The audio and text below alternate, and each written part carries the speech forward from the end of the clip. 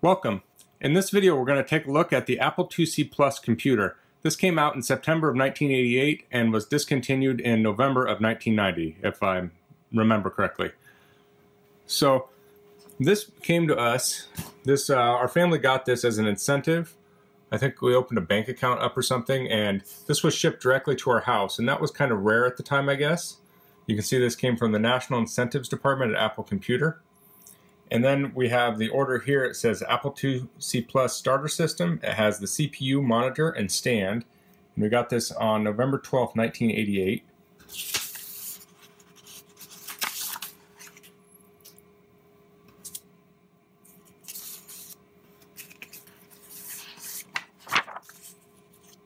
So this is the packing list. We have the Apple IIc Plus.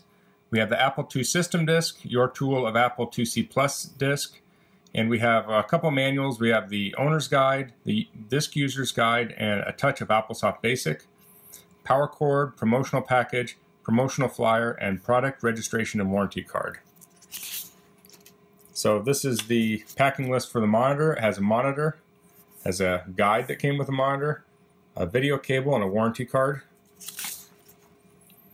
And this is a marketing piece. I think I picked this up at the Apple dealer. I don't think this came with it because I have two of these. I have one for the Apple IIc Plus and one for the 2GS. And this talks about the computer, and it has the features and benefits and specs.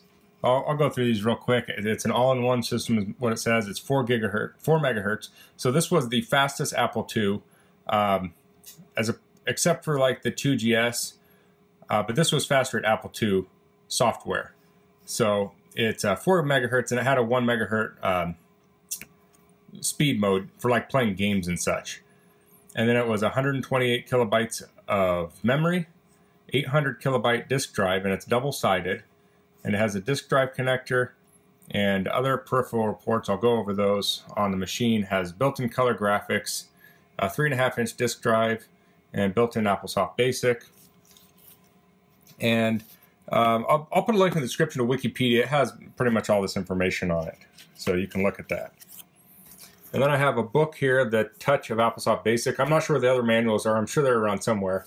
But this book's in actually incredibly good shape, considering I used this a lot as a child.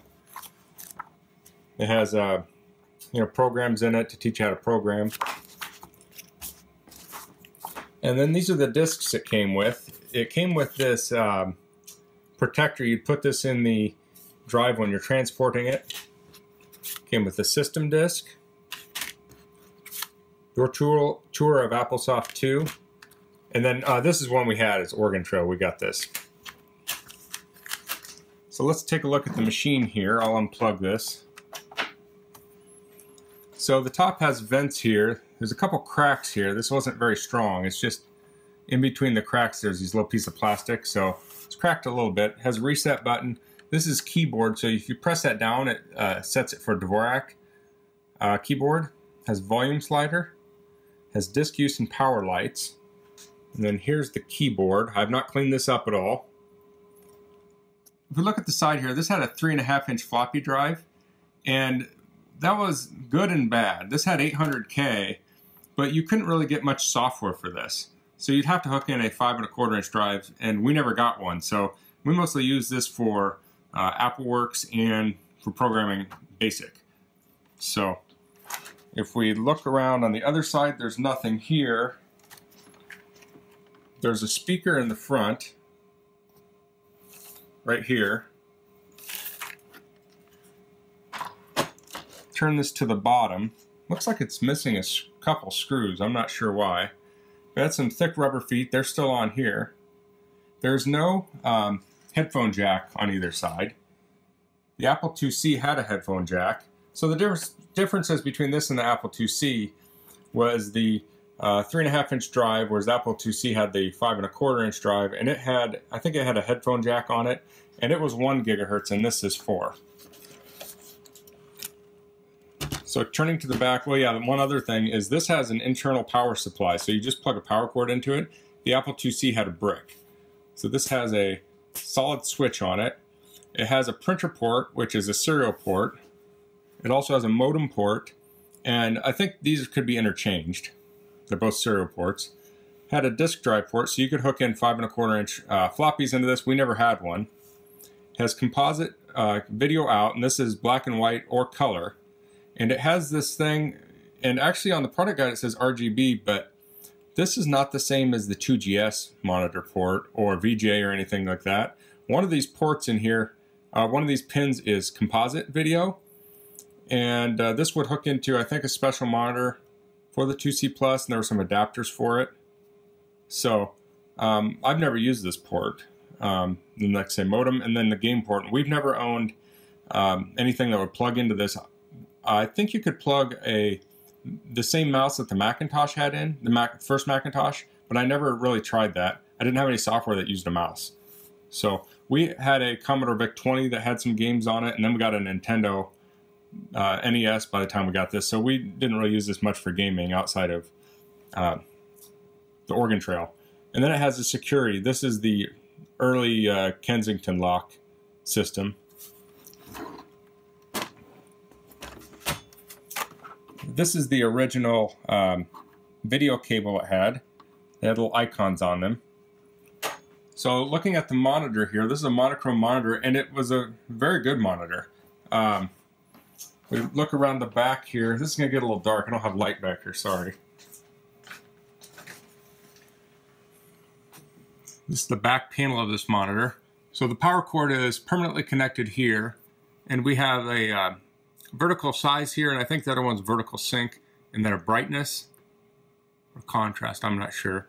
You see here it says November 1988, and then the composite plug here, and then we have the Kensington lock.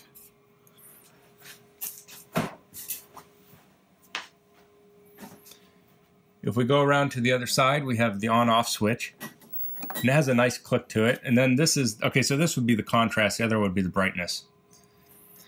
And then it had this stand here. Let me get the whole monitor in picture. So it had this little riser here, and you could take that out and just have it sit, parallel to the surface, or you could take this out and just have the monitor sitting down. There were a couple different orientations. I think these would hook directly to the monitor too, maybe. And they had rubber pads on it. We're missing one rubber pad from one of those that came off. So you could mount the monitor in different orientations. And then I forgot to mention on here, this has a handle that comes up. So you could carry it by that. And you could also use it as kind of a riser stand, like that. If you want it, let me show it from the side, like that.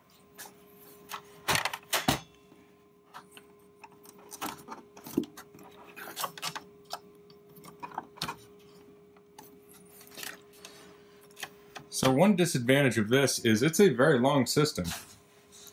When you look at it here, the Apple IIe was probably quite a bit shorter than this, maybe to about here, I don't know, because the monitor sat on top of the Apple IIe.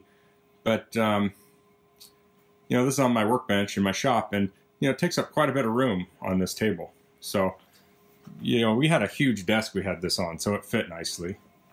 So let's get this started up. We need to turn the monitor on, and then we'll hit the switch on the back here. It'll beep. And let me see if I can get that again. So if you turn it off and on real quick, you'll get this gibberish. We need to leave it off for a second.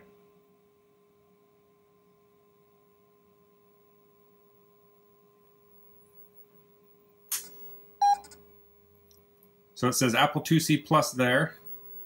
And then it says unable to find a bootable disk online.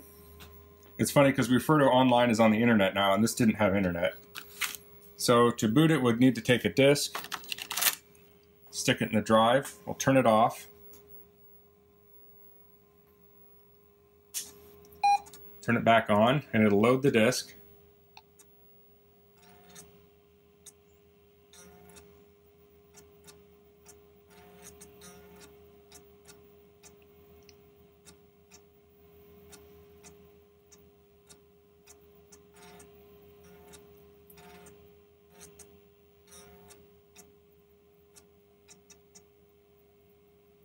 And there we go, it's open.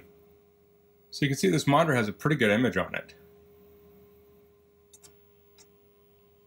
It's funny, you know, this seems slow by today's standards, but, you know, sometimes people wait 2-3 minutes for their computer to start up. This actually doesn't seem so bad after all. So we have like a picture of a keyboard here. We'll hit return.